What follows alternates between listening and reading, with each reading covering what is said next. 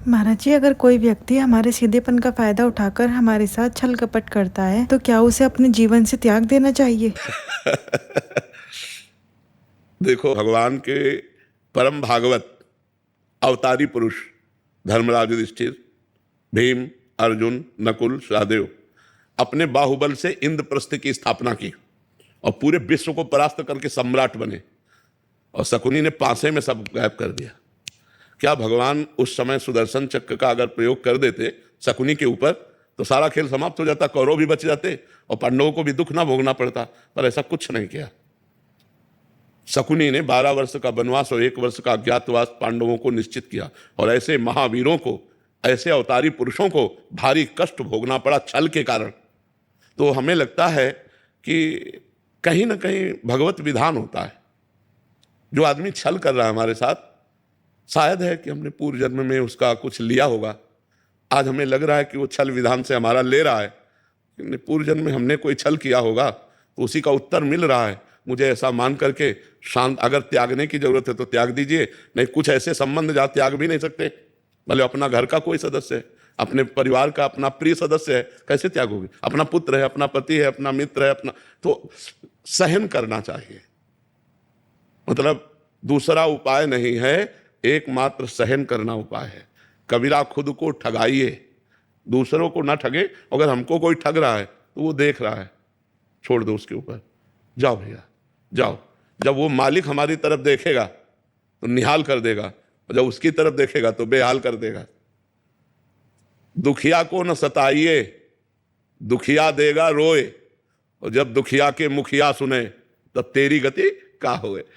ऊपर से लेकर के ये आज तक इतिहास साक्षी है, ये छल, ये कपट, ये व्यवस्था पहले से चली आ रही है बड़े बड़ों के साथ। वही तो कह रहा हूं, धर्मराज है भाई। हम लोग तो धर्म से चलेंगे, वो तो धर्मराज है, और छल से मारा कि 12 वर्ष का वनवास, 1 वर्ष का अज्ञातवास। ऐसे महापुरुषों को भी छल, चाहते तो 1 मिनट में शकुनी को निपटा सकते थे भीम। 1 मिनट में केवल गला पकड़ के दबा दे तो जान से मर जाता लेकिन सबकी जड़ शकुनी था, और उसका कहीं बाल बाका भी नहीं किया, और बहुत कष्ट भोगा, बहुत कष्ट भोगा इन महापुरुषों ने। मंथरा ने तो कैकेयी के कान भरे।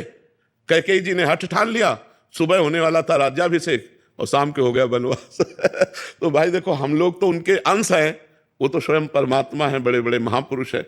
कुछ बातें ऐसी होती जो केवल सहनी पड़ती है।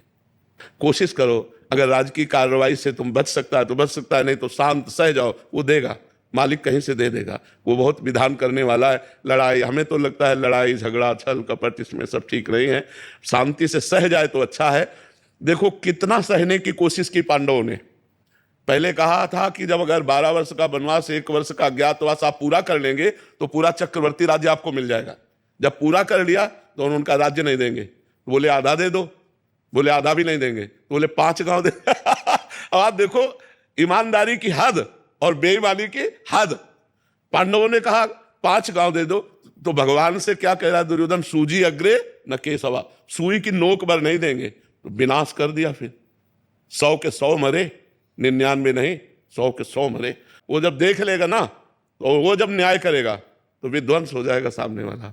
इसलिए हम तो यही सिखाएंगे कि झगड़ा ना करो, हम यही सिखाएंगे कि हिंसा ना करो, शांत भाव से सह जाओ। अगर कहीं ऐसा लगता है तो राजकीय विभाग का सहयोग ले लो, लेकिन लड़ाई झगड़ा ना करो। बहुत शांति थोड़ा जीवन है। आजकल लोग जरा जरा सी बात में हिंसा कर देते हैं, ये नहीं जानते कितना कीमती मनुष्य शरीर, और इसको हम नष्ट कर देंगे और हमें कितना बड़ा अपराध लगेगा। ये सबसे बड़ी भगवान की सृष्टि में ये मनुष्य योनि है, सबसे बड़ी योनि है और बड़ी महिमाशाली है। इसके द्वारा बड़े बड़े पवित्र कार्य किए जा सकते हैं, पर लोग जरा जरा सी लड़ाई में एक दूसरे की हिंसा कर देते हैं, या जरा सा ऐसा समस्याएं आई तो पूरा परिवार जहर खा लेते हैं। ये सब नहीं करना चाहिए। सहना सीखो, नाम जप करो और भगवान के आश्रित रहो। किसी तरह संसार से हम मुक्त हो